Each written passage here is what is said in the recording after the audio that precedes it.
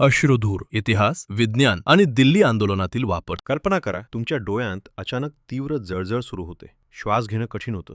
नाकातून पाणी येतं आणि काही सेकंदातच हजारो लोक पळू लागतात. गोळीबार नाही, स्फोट नाही, पण एक रासायनिक अस्त्र संपूर्ण जमावाला मागे हटवते. यालाच म्हणतात अश्रुधूर, टिअर गॅस. मात्र हा खरोखर गॅस आहे का? तो कोणी तयार केला? पहिल्यांदा कुठे वापरला गेला? आणि दिल्लीतील जंतर मंतर आंदोलनात त्याचा वापर नेमका कसा झाला? आज आपण या सर्व प्रश्नांची वैज्ञानिक आणि ऐतिहासिक उत्तरं जाणून घेणार आहोत. अश्रुधूर म्हणजे नेमकं काय? अनेकांना वाटतं अश्रुधूर म्हणजे धूर, पण प्रत्यक्षात तो धूर नसून सूक्ष्म रासायनिक कणांचा एरोसोल असतो.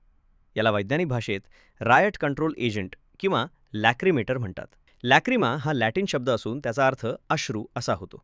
यातील रसायने डोळे, नाक आणि श्वसन मार्गातील मज्जातंतूंना उत्तेजित करतात. म्हणूनच लगेच डोळ्यांतून पाणी येते, खोकला सुरू होतो, श्वास घेणं कठीण होतं, त्वचेवर आग झाल्यासारखं वाटतं. टिअर गॅस खरंच गॅस आहे का? हा एक मनोरंजक प्रश्न आहे. प्रत्यक्षात CS आणि CN ही रसायने सामान्य तापमानात घन स्वरूपात असतात. कॅनिस्टरमध्ये स्फोटक चार्जद्वारे ती सूक्ष्म कणांच्या स्वरूपात हवेत पसरवली जातात. म्हणून त्याला टिअर गॅस म्हटलं जात असलं तरी वैज्ञानिकदृष्ट्या तो एरोसोल आहे. पहिल्या महायुद्धाच्या काळात 1914 मध्ये फ्रेंच सैन्याने अश्रू आणणाऱ्या रसायनांचा मर्यादित वापर केला. त्यानंतर 1915 ते 1918 दरम्यान जर्मनी, फ्रान्स, ब्रिटन यांनी विविध रसायनांवर प्रयोग केले. युद्ध संपल्यानंतर याच संकल्पनेचा वापर पोलीस दलांनी दंगली नियंत्रणासाठी सुरू केला. लोकांना वाटतं एका व्यक्तीनं टिअर गॅसचा शोध लावला. हे पूर्णपणे बरोबर नाही. वेगवेगळ्या काळात अनेक रसायनशास्त्रज्ञांनी वेगवेगळी संयुग विकसित केली. आज सर्वाधिक वापरले जाणारे CS गॅस 1928 मध्ये बेन कॉर्सन आणि रॉजर स्टॉटन या अमेरिकन रसायनशास्त्रज्ञांनी विकसित केले. CS म्हणजे कॉर्सन आणि स्टॉटन यांच्या आडनावांची पहिली अक्षरे. कोणकोणते टिअर गॅस वापरले जातात? 1. CS गॅस, जगभरात सर्वाधिक वापरला जाणारा. 2. CN गॅस, पूर्वी मोठ्या प्रमाणावर वापरला जायचा, मात्र त्याचे दुष्परिणाम अधिक असल्यानं अनेक देशांनी त्याचा वापर कमी केला. 3. OC स्प्रे, पेपर स्प्रे, हा मिरचीतील कॅप्ससिनवर आधारित असतो. तो तांत्रिकदृष्ट्या टिअर गॅस नसला तरी रायट कंट्रोल एजंट म्हणून वापरला जातो. शरीरावर काय परिणाम होतो? डोळे, तीव्र जळजळ, अनावर अश्रू, काही वेळ दिसणं कठीण, नाक, पाणी येणं, जळजळ घसा, खोकला, श्वास घेण्यास त्रास, त्वचा, आग होणं, चुरचूर. बहुतेक वेळा ताज्या हवेत गेल्यानंतर 15 ते 30 मिनिटात लक्षणं कमी होतात. मात्र दमा, COPD किंवा इतर श्वसनविकार असलेल्या व्यक्तींमध्ये परिणाम अधिक गंभीर असू शकतो. संपर्क आल्यास काय करावे? त्वरित त्या भागातून बाहेर पडा.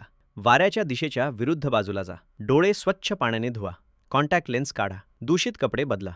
श्वास घेण्यास त्रास होत असल्यास तातडीने वैद्यकीय मदत घ्या. भारतात वापर. भारतात अश्रुधुराचा वापर ब्रिटिश काळात 1930च्या दशकात सविनय कायदेभंग आंदोलनाच्या वेळी सुरू झाला. त्यानंतर 1942च्या भारत छोडो आंदोलनात त्याचा अधिक व्यापक वापर करण्यात आला.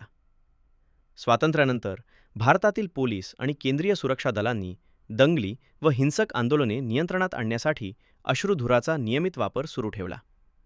भारतात अश्रुधुराची निर्मिती. भारतात अश्रुधुराचे उत्पादन प्रामुख्याने ग्वाल्हेर, मध्य प्रदेश येथील टिअर स्मोक युनिट TSU मध्ये केले जाते. ही संस्था 1963 मध्ये स्थापन झाली असून ती गृहमंत्रालयाच्या अखत्यारीत कार्य करते. येथे CS गॅस, CN गॅस आणि इतर जमाव नियंत्रणासाठी लागणारी साधने तयार केली जातात. दिल्ली जंतर मंतर आंदोलनात काय घडलं? जुलै 2026 मध्ये दिल्लीतील जंतर मंतर परिसरात विद्यार्थी व युवकांच्या मोठ्या आंदोलनादरम्यान पोलिसांनी जमावाला रोखण्यासाठी अश्रुधुराच्या नळकांड्या, टिअर गॅस शेल्स वापरल्या. काही ठिकाणी लाठीचार्जही करण्यात आला, विशेषतः संसदेकडे मोर्चा वळल्यावर.